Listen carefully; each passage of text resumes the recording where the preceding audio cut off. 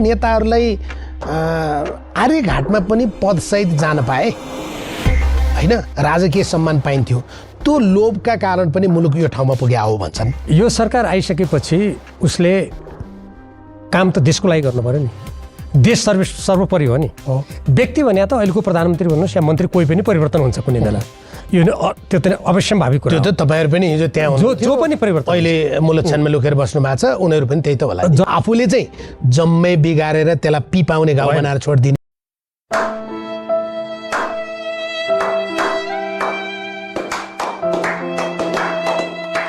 अहिले चाहिँ तपाईँलाई ठ्याक्क चाहिए 35 वर्ष तपाईँहरूलाई खायो भने त्यही भएर हो नि त।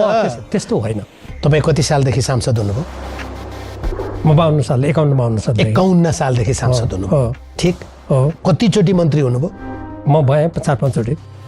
उप प्रधानमन्त्री हुनुभयो? एकपटक भएँ। गृहमन्त्री हुनुभयो? एकपटक। रक्षा मन्त्री हुनुभयो? एकपटक भएँ। होइन त? हो। यो 35 वर्षमा त एमाले, भीमराव, केपी ओली यी मान्छेहरू त सत्ताको वरिपरि नै थिए। यिनलाई त्यति बेला यो जम्मै चिजले पोल्यो। त्यो बेलाका लिएका कार्यक्रम हेर्नुहोस् त।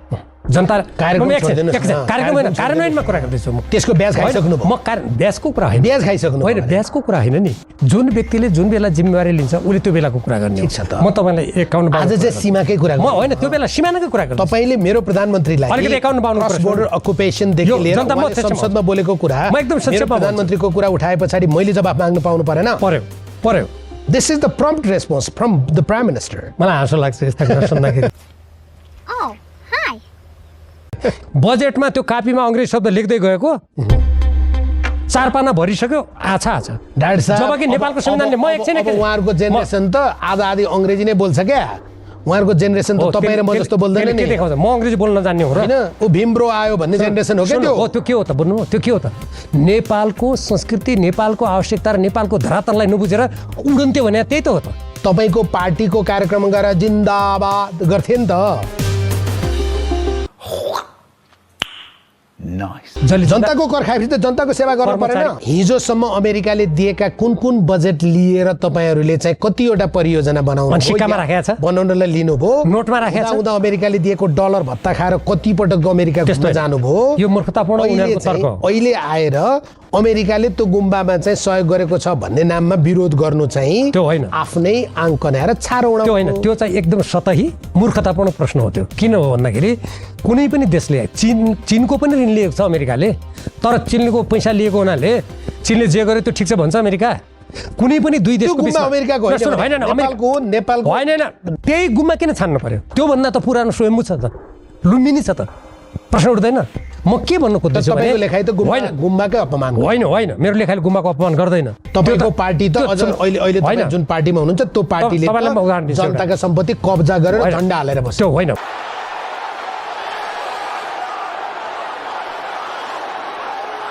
कुनै व्यक्तिले गरायो होला आफ्नो स्वार्थमा। अनि मैले त्यो भोलि होइन कस्तो विरोध गरेको थिएँ तपाईँलाई सम्झना होला नि। तर तपाईँकै नेताहरूले खाए, त्यही त मैले अहिले तपाईँसँगै छन्। त्यही त मैले कति गलत भयो त्यो भनेको। त तिनीहरूसँग गलतहरूसँग बस्ने पनि गलत हुन्छ भने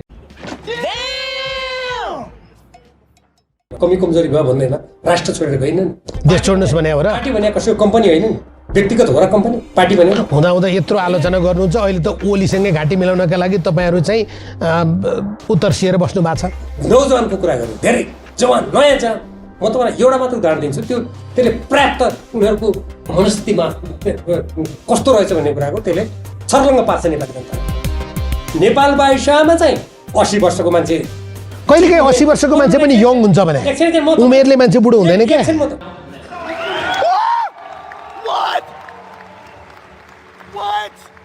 नेपाल बाहिरमा चाहिँ 80 वर्षको मान्छे, कहिलेकाहीँ 80 वर्षको मान्छे पनि यङ हुन्छ भने उमेरले मान्छे बुढो हुँदैन क्या? अनि हामीलाई बुढो भयो किन भन्नु? तपाईँहरूको त कर्म बुढो भएको। अनि के कर्म बुढो? मैले देशको पक्षमा बोल्दा मेरो कर्म बुढो भयो। अब अहिले त आफू हतगडी लाग्न तयार भएर बस्ने हो।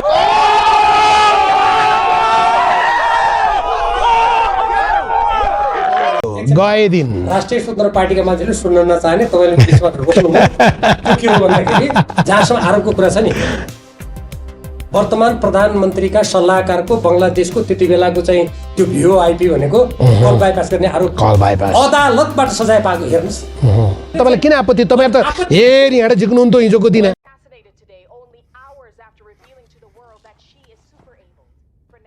अब हामी एकदम युवाले मात्रै देश सबै चलाउँछौँ अर्को पुस्ता चाहिँदैन भनेर भनेको किन भन्ने कुरा पो भने त्यो त गलत भयो। तपाईँहरू मान्छे त्यसरी ल्याउनु हुनुहुन्थ्यो नि त डाक्टर साहब। तपाईँहरू त पार्टीको सदस्यता हेर्नुहुन्थ्यो अनि त्यो उसको हात दुईटै हात हेर्नुहुन्थ्यो कुन हातमा ब्रिफकेस छ भनेर। ब्रिफकेस हेरेको छ कि चाहिँ म त्यो भन्न सक्दिनँ किनभने आफूले होइन तपाईँहरू त हेर्नुहुन्थ्यो। मैले आफूले देखेको एउटा काहीँ 50 लाख प्रिपेड अरे क्या।